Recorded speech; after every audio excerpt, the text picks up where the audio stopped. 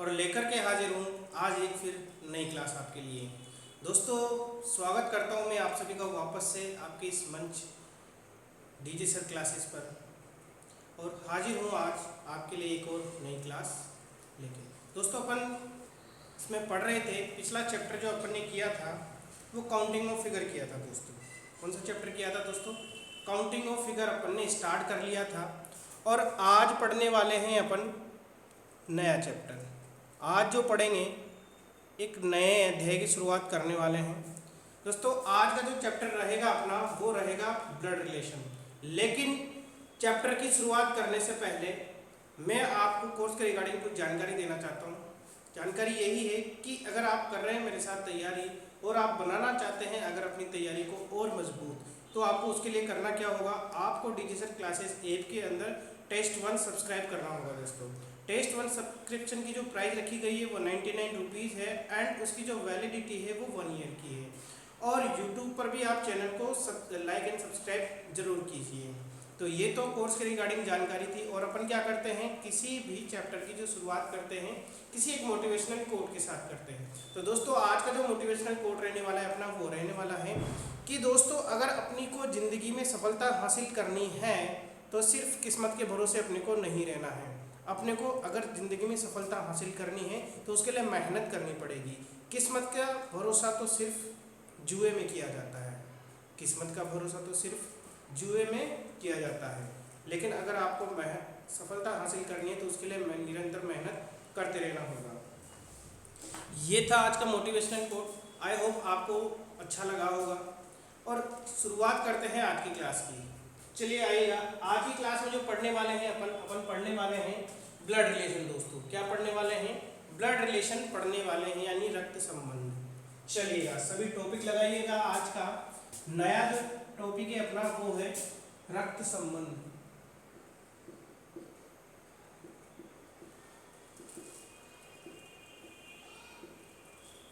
इसको इंग्लिश में बोला जाता है ब्लड रिलेशन।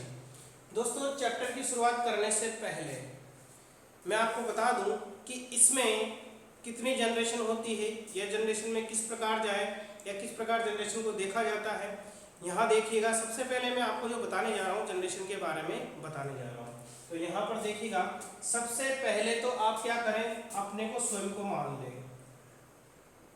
ये आप खुद स्वयं हैं, तो आपके साथ इस जनरेशन में कौन कौन आ सकते हैं? एक तो पति पत्नी आ सकते हैं, ये भी क्या होंगे, सेम जनरेशन में होंगे। और कौन आ सकते हैं? भाई बहन भी आ सकते हैं, ये सेम जनरेशन में आ सकते हैं।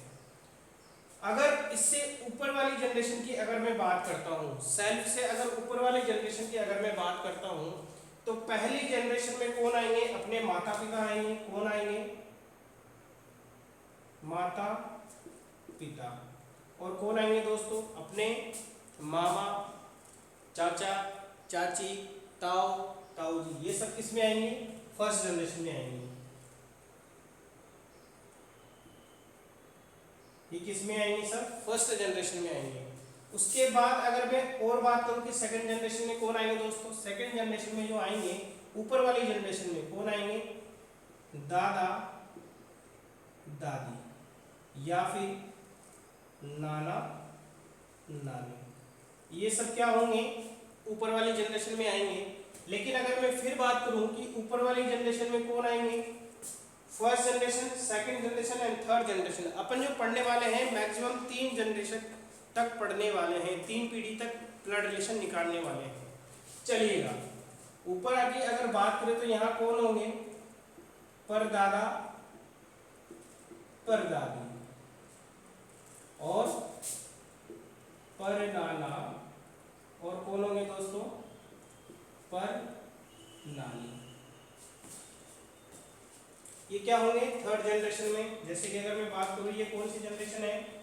ये फर्स्ट, सेकंड और ये थर्ड जनरेशन। 3 जनरेशन तक अपन ऊपर चले गए। उसके बाद अगर अपने को नीचे आना है, ये मैंने सेल्फ को माना है, स्वयं को माना है, सेल्फ को माना है। अगर इससे नीचे आते हैं सेल्फ से, रेस्पेक्ट क्या ले रहा हूं मैं? रेफरेंस क्या ले रहा हूं? मेरे खुद का रेफरेंस ले रहा हूं। अगर नीचे आते तो नीचे कौन मिलेगा अपने को? नीचे मिलने वाला है अपने नीचे बेटा या बेटी, ये मिलने वाला है, यही मिलेगा। उसके बाद भतीजा या भतीजी, ये भी मिल सकता है। और क्या मिलेगा? भांजा या भांजी, भांजा या कौन मिल जाएगा दोस्तों? भांजी। ये कहाँ होंगे? ये होंगे दोस्तों अपने से नीचे वाली जनरेशन में। अगर और बात करूं कि नीचे कौन सी जनरेशन होगी, इसके नीचे होगी दोस्तों, कौन मिलेगा? पोता या पोती, या दोहिता या दोहिती। इसके नीचे एक जनरेशन और नीचे चले जाएं तो कौन मिलेंगे अपने को? अपने को मिलेंगे परपोता या परपोती। कौन मिलेंगे दोस्तों? परपोता या परपोती, ये अपने को मिल जाएंगे। तो सेल्फ से 3 जनरेशन ऊपर और सेल्फ से 3 जनरेशन ही आप क्या हो गए? नीचे आ गए। ये पहली जनरेशन है अपनी, ये पहली जनरेशन, ये दूसरी जनरेशन और ये तीसरी जनरेशन। 3 जनरेशन आप ऊपर गए और 3 जनरेशन ही आप नीचे आ गए। बस इन्हीं जनरेशन के बारे में अपने को स्टडी करनी है, इन्हीं को ही अपने को सीखना है। तो ये तो एक जनरेशन की नॉलेज थी, मैंने आपको दे दी। अब क्या होता है, कभी कभी एग्जाम में जब क्वेश्चन आता है अपना, तो अपना ऑप्शन हिंदी में ना देके कभी कभी इंग्लिश में आ जाता है। और इंग्लिश में सिंगल वर्ड्स को अपन कई सारे हिंदी के वर्ड से रिप्रेजेंट करते हैं। जैसे कि अगर अपना रिलेशन बन रहा है, बुआ बन रही है, ताई बन रही है, चाची बन रही है, अगर ये सब रिलेशन बन रहे हैं तो उन सभी को इंग्लिश के एक वर्ड से रिप्रेजेंट किया जाता है दोस्तों, और उनको बोला जाता है आंट। तो आप कुछ वर्ड्स हैं जिनके लिए रिप्रेजेंटेशन देख लेते हैं कि कौन सा किसके लिए रिप्रेजेंटेशन है, फिर उसके बाद क्वेश्चन पे आएंगे। देखेंगे दोस्तों इस वाले चैप्टर में मोस्टली 3 या 4 तरीके से क्वेश्चन पूछा जाता है ब्लड रिलेशन के अंदर, तो उन्हीं को ही अपन देखने वाले हैं। अभी मैं फिलहाल इसको रफ कर रहा हूँ। ये जनरेशन तो देख लिया आपने, उसके बाद देखते हैं कुछ ऐसे वर्ड्स जो कॉमन होते हैं और ऑप्शन में सीधा आपसे देखकर पूछा जाता है कि बताइए रिलेशन क्या होगा। आपका रिलेशन बन रहा है, लेट सपोज बुआ आपका रिलेशन बन रहा है, लेकिन बुआ ऑप्शन में नहीं है, सिर्फ और सिर्फ आंट दिया हुआ है, तो उसको भी वही बोला जाता है। चलेगा, जैसे कि कुछ शब्द, जैसे कि पहला है, पहला वर्ड में लिख रहा हूं आपको, जैसे कि पहला वर्ड लिख दिया मैंने बुआ, ताई, चाची या मौसी। दोस्तों ये हिंदी के जितने भी 4 वर्ड्स हैं इनके लिए एक ही वर्ड्स यूज किया जाएगा और उसका जो नाम होगा वो क्या होगा? आंट होगा। क्लियर? उसके बाद जैसे मेल वर्ड्स फूफा, ताऊ, चाचा या मौसी, इन सभी के लिए जो वर्ड यूज किया जाता है दोस्तों वो कौन सा होता है? अंकल होता है दोस्तों। कौन सा होता है? अंकल होता है अपना। उसके बाद आगे देखेंगे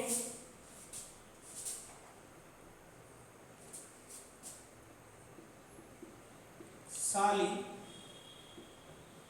ननद,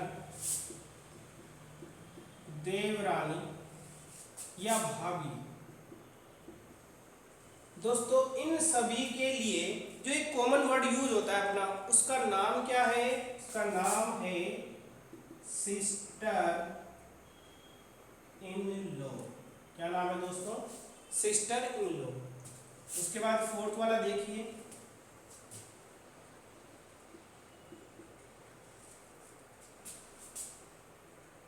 जीजा हो गया, साला हो गया, देवर हो गया, जेठ हो गया।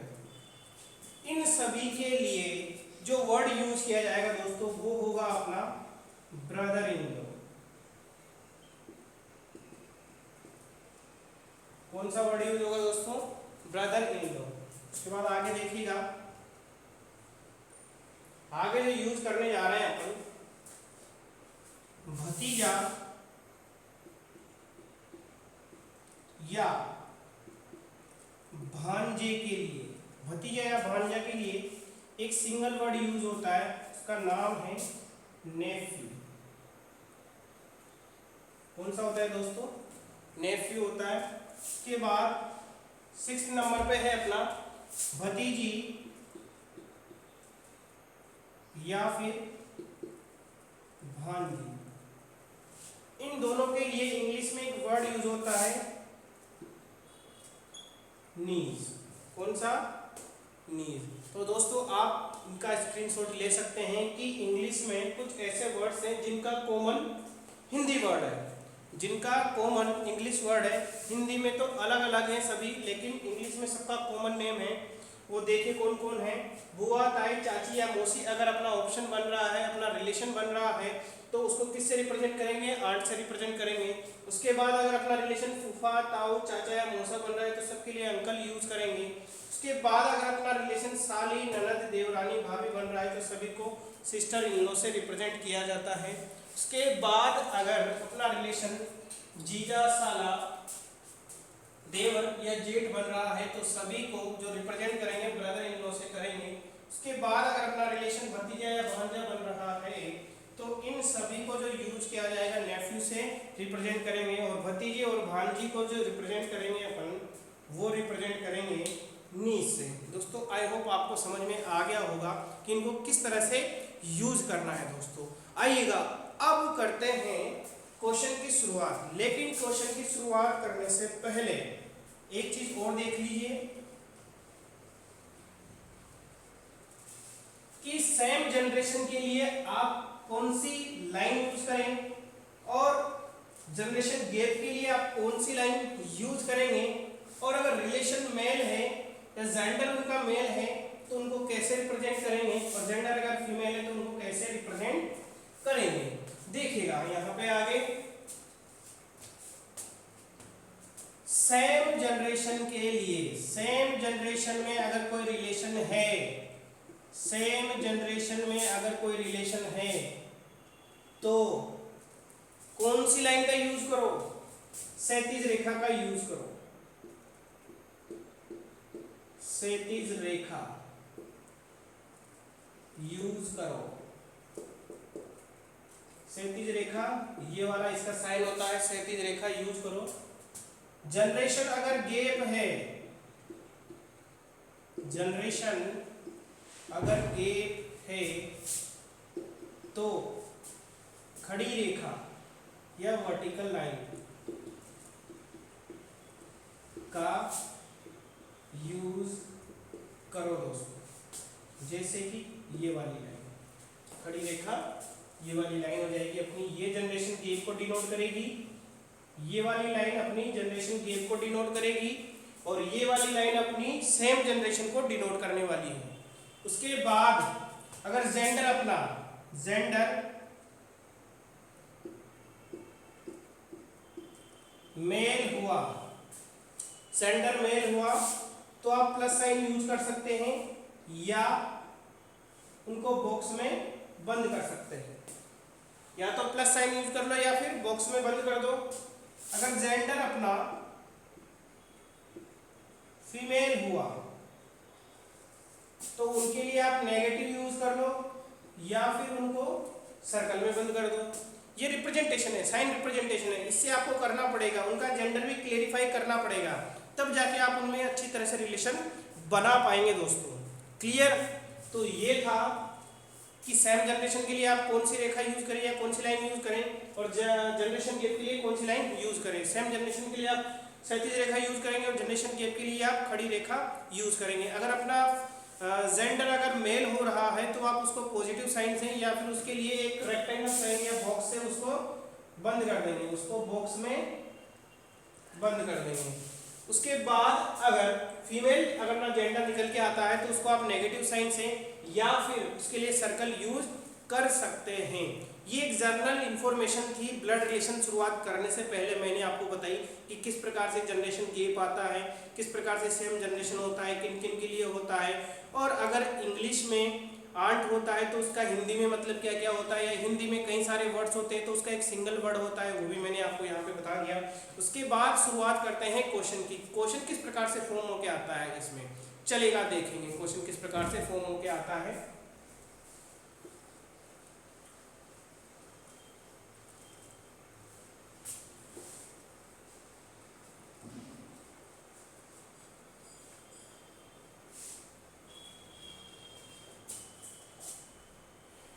चलेगा, पहले क्वेश्चन की शुरुआत करते हैं।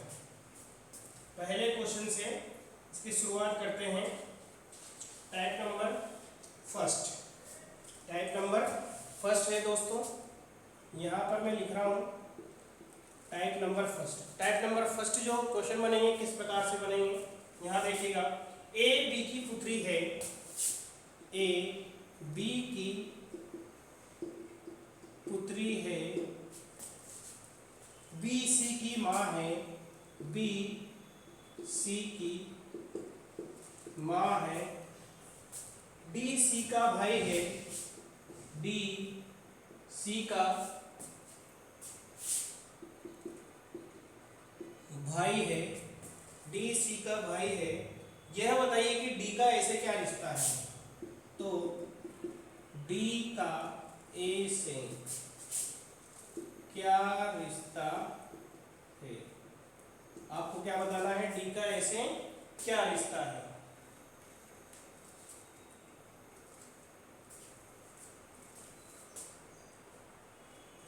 देखो रिलेशन कैसे बताएं, इसको सॉल्व करें। चलिएगा इसको सॉल्व करते हैं। ए बी की पुत्री है, ए जो है बी की पुत्री है, तो पहले कौन आएगा, बी।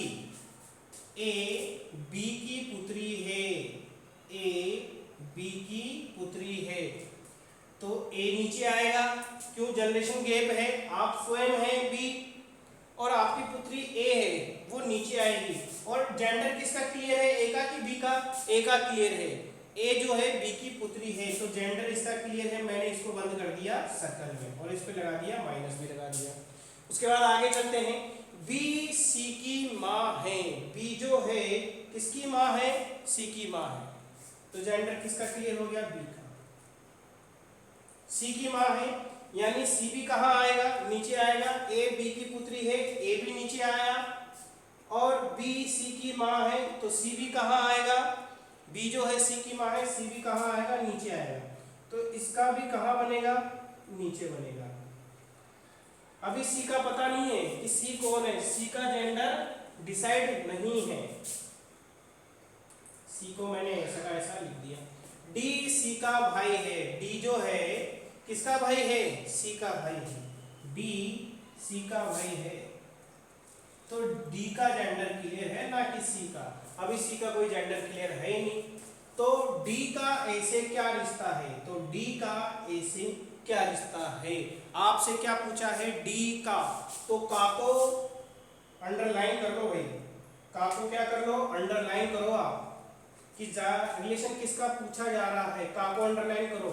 यानी डी कौन लगेगा ए का, रिलेशन क्या निकालना है, डी कौन लगेगा ए का, डी कौन लगेगा ए का, ये पूछा है आपसे, ना कि ए कौन लगेगी डी की, ये नहीं पूछा आपसे। आपसे पूछा डी का ए से क्या रिश्ता है, यानी डी कौन है, डी भाई है ए का, कौन है, डी भाई है ए का, तो आंसर क्या होगा, डी भाई है ए का, ये आपका आंसर हो जाएगा।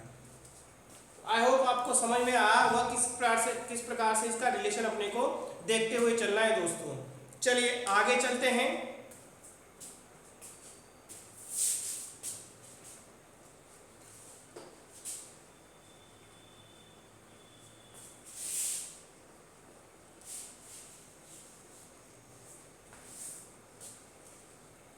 नेक्स्ट क्वेश्चन देखते हैं इसमें।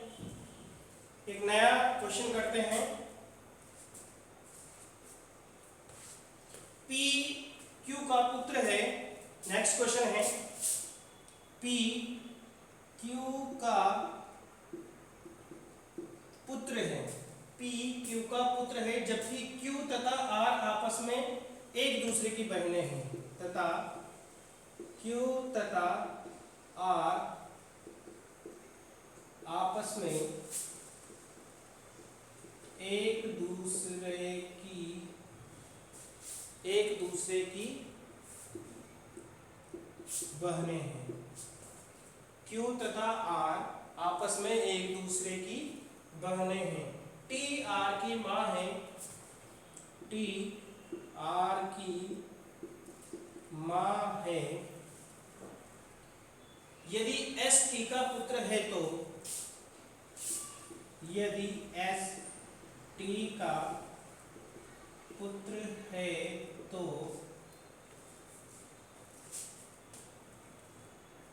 निम्नलिखित में से कौन सा कथन सत्य है? तो कौन सा कथन सत्य है, ये आपको निकालना है। T Q का भाई है, ए ऑप्शन है। T Q का भाई है, बी ऑप्शन है। S P का चचेरा है, S P का चचेरा है, सी ऑप्शन है अपना। Q तथा S बहनें हैं, Q तथा S बहनें हैं, और डी ऑप्शन है S P का मामा है। डी ऑप्शन है S P का मामा है। आपको जो सही है वो आंसर निकालना है। चलेगा, देखते हैं। ये तो है, इधर तो है अपने ऑप्शन, और इधर कर रहे हैं अपन इसका सॉल्यूशन। इधर तो ऑप्शन कर लिए, इधर क्या करेंगे? सॉल्यूशन करेंगे। देखेंगे दोस्तों कैसे करेंगे। P Q का पुत्र है, P जो है Q का पुत्र है, तो Q को पहले बनाओ और P को बाद बनाओ। P पुत्र है Q का, तो P का जेंडर क्लियर है, तथा Q तथा R आपस में एक दूसरे की बहनें हैं। Q तथा R, तो Q और R सेम जनरेशन में आएगी, आएगी नहीं आएगी? भाई बहन एक ही जनरेशन में आते हैं। Q तथा R आपस में बहनें हैं, तो ये भी बहन है और ये भी बहन है। क्लियर, आगे चलते हैं। T R की माँ है, T जो है किसकी माँ है? R की, तो T कहाँ जाएगी? ऊपर वाली जनरेशन में। T R की माँ है, तो T का जेंडर क्लियर है, यानी ये क्या है? फीमेल है। S T का पुत्र है, S जो है किसका पुत्र है? T का पुत्र है। S T का पुत्र है, तो S भी कहाँ आएगा? यहाँ आएगा, और T का पुत्र है, यानी कि कौन है? मेल है। ये सबका जेंडर क्लियर हो चुका है, तो आपको पहला ऑप्शन देखना है। T Q का भाई है, T Q का भाई है, जी नहीं, ऑप्शन ए नहीं हो सकता, क्योंकि जनरेशन गैप आ रहा है। Q और T में तो जनरेशन गैप आ गया ना, कहां से भाई होगा? नहीं हो सकता। Q तो क्या होगा? जो भी। आगे चलते हैं। B S P का चचेरा है, S P का चचेरा है, S P का चचेरा है, तो देखिएगा S P का चचेरा हो सकता है क्या? पहले तो देखिए, ये माँ है, उसके बाद ये बहन है, उसके बाद अगर ये इन तीनों की माँ है तो ये भाई और बहन होंगे, तो P जो है S का चचेरा हो सकता है? नहीं, चचेरा नहीं हो सकता। अगर चचेरा की जगह ममेरा होता ना, तो अपन आंसर कर सकते थे। चचेरा की जगह ममेरा होता तो अपन आंसर कर सकते थे, लेकिन चचेरा नहीं है, तो ये भी ऑप्शन गलत। Q तथा S बहनें हैं, Q तथा S बहनें हैं? नहीं, बिल्कुल भाई बहन है, ये भी नहीं होगा। कौन सा होगा? S P का मामा है, S जो है P का मामा है, बिल्कुल जी हाँ, S मेल है और P का मामा है, तो कौन सा ऑप्शन हो जाएगा? डी वाला ऑप्शन अपना बिल्कुल सही हो जाएगा। तो टाइप नंबर फर्स्ट के अंदर अपन से जनरल इंफॉर्मेशन देके इसी टाइप के क्वेश्चन अपन से पूछे जाते हैं। जो टाइप नंबर सेकंड है उसमें किस टाइप के क्वेश्चन पूछे जाते हैं, अभी एक दो क्वेश्चन की प्रैक्टिस और करते हैं इसके ऊपर, आइएगा।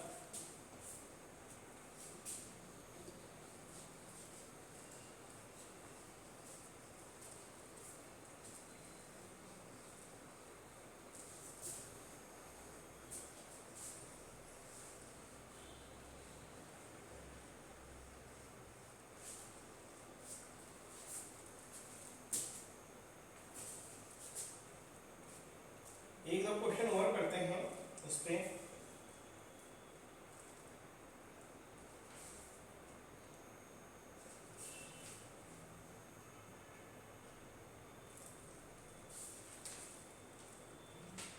चलो क्वेश्चन लिखे गए। ए बी का पुत्र है, ए बी का पुत्र है,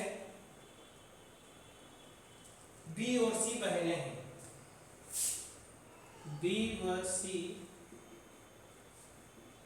बहनें हैं। ई सी की माता है, ई सी की माता है, ई सी की माता है। यदि डी ई का पुत्र है तो, यदि ई डी का पुत्र है तो, ई डी का पुत्र है तो कौन सा कथन सही है? यदि डी ई का पुत्र है तो, सॉरी, यदि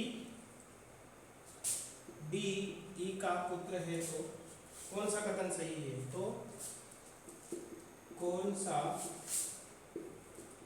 कथन सही है? पहला ऑप्शन। उसी टाइप का क्वेश्चन है, डी ए का मामा है, डी ए का मामा है, बी ऑप्शन। ई बी का भाई है, ई बी का भाई है, सी ऑप्शन है अपना। डी ए का ममेरा है, डी ए का ममेरा है, और डी ऑप्शन है अपना। बी और डी भाई है, बी व डी भाई है। दोस्तों देखिएगा, इसका सॉल्यूशन करते हैं अपन, करेगा इसको। क्या होगा देखिए, ये ऑप्शन है इसके और ये रहे अपने क्वेश्चन। इसका सॉल्यूशन करते हैं, चलिएगा। क्वेश्चन, ए बी का पुत्र है, ए जो है बी का पुत्र है तो ए पुत्र है बी का, क्लियर। बी व सी बहनें हैं, बी व सी बहनें हैं, ये भी क्लियर। ई सी की माता है, ई सी की माता है, ठीक है। यदि डी ई का पुत्र है तो, यदि डी ई का पुत्र है तो, ये तो वही वाला क्वेश्चन हो गया, सेम वही क्वेश्चन हो गया, तो कौन सा कथन सही है? चलो इस बार डी ए का मामा है, बिल्कुल डी ए का मामा है, यही सही हो गया। डी ए का ममेरा, यही क्वेश्चन, ए ऑप्शन सही है इसमें। ई बी का भाई है, ई बी का भाई नहीं है, डी ए का ममेरा है, डी ए का ममेरा है। देखो क्वेश्चन भी देखो कैसे पूछा है, कंफ्यूज करने के लिए।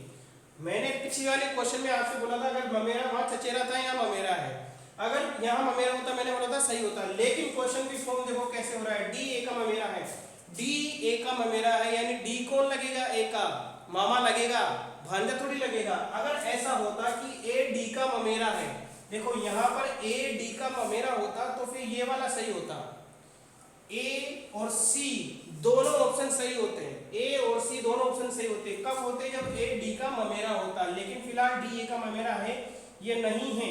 बी और डी भाई है, बी और डी तो भाई है ही नहीं, भाई और बहन है, ये भी नहीं होगा। कौन सा होगा? ए वाला होगा। ए वाला अपना बिल्कुल सही आंसर है दोस्तों। तो इसी प्रकार के क्वेश्चन आपसे पूछे जाते हैं इसमें टाइप नंबर फर्स्ट में।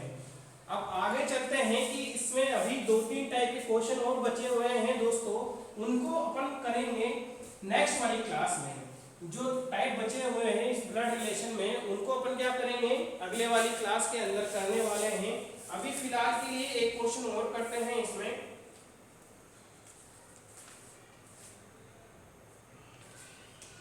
एक क्वेश्चन और करते हैं।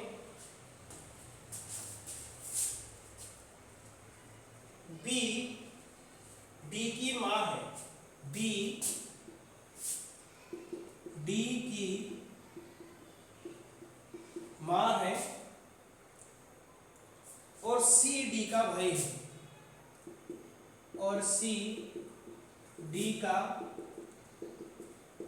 भाई है, और सी डी का भाई है। एच ई की बेटी है,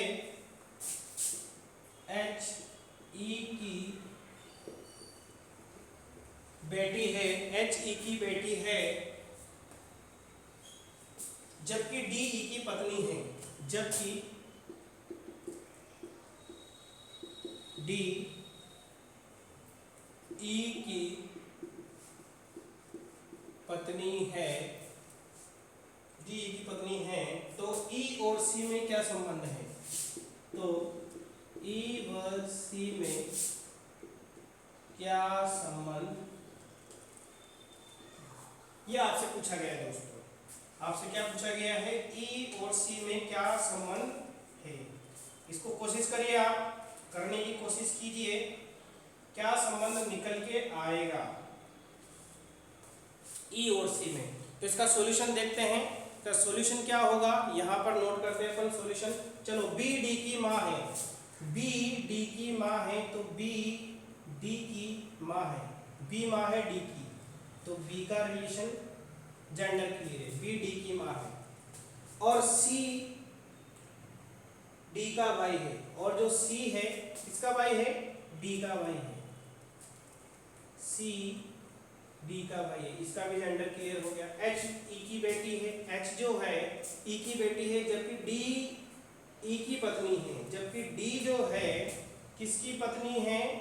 ई की पत्नी है, तो ये ई मेल होगा और डी कौन होगा? फीमेल। अगर वो पति पत्नी होते हैं तो उनको क्या करो? डबल क्षैतिज रेखा से डिनोट कर दो। डी ई की पत्नी है, डी ई की पत्नी है, ऊपर से देख लो एच ई की बेटी है, एच जो है किसकी बेटी है? ई की बेटी है। ये एच का भी रिलेशन क्लियर हो गया है। एच भी कौन है? फीमेल है, यहाँ से पता लग गया है। तो ई व सी में क्या संबंध है? आपसे क्या पूछा गया है? ई व सी में क्या संबंध है? बताओ, ई और सी क्या होंगे? जीजा साला होंगे। ये देखो, ये भाई है डी का और ये दोनों पति पत्नी हैं, तो ये तो कौन होंगे? जीजा जी होंगे, और ये कौन होगा? साला। तो रिलेशन क्या होगा? संबंध उनके बीच में क्या होगा? देख लेंगे, संबंध होगा जीजा साला। संबंध क्या होगा? जीजा साला। यही अपना आंसर है दोस्तों। तो दोस्तों, आज की क्लास को अपन यहीं रखते हैं। कल वाली क्लास में या नेक्स्ट क्लास जो अपनी होगी उसके अंदर अपन सीखेंगे इसका सेकंड टाइप और थर्ड टाइप। सेकंड टाइप इसका इशारा संबंधित प्रश्न होता है, थर्ड टाइप में इसका कुछ सिंबल के रूप में अपना क्वेश्चन फॉर्म होता है। तो इसके सेकंड और थर्ड टाइप अपन कल करने वाले हैं। और अगर अभी तक आपने चैनल को सब्सक्राइब नहीं किया है तो प्लीज़ यूट्यूब चैनल पर जाकर और डीजी सर क्लासेस ऐप को आप डाउनलोड कर सकते हैं, वहाँ से मेरी पिछली क्लासेस को आप विजिट कर सकते हैं। अगर आप मेरे साथ पढ़ रहे हैं तो अगर अपनी तैयारी को और बेहतर बनाना चाहते हैं तो DG sir classes app download करके टेस्ट 1 सब्सक्राइब जरूर कीजिएगा। टेस्ट 1 की जो प्राइस है दोस्तों वो 99 रुपीज़ है और इसकी जो वैलिडिटी रखी गई है 1 ईयर रखी गई है। आई होप आज की क्लास आपको अच्छे से समझ आई होगी और पसंद आई होगी। अगर इसी तरह से आप मेरे से डेली बेसिस पर क्लासेस पढ़ रहे हैं या पढ़ना चाहते हैं तो प्लीज़ चैनल को सब्सक्राइब जरूर कीजिए। बाकी की बातें अपन नेक्स्ट वाली क्लास में करेंगे। तब तक के लिए सी यू।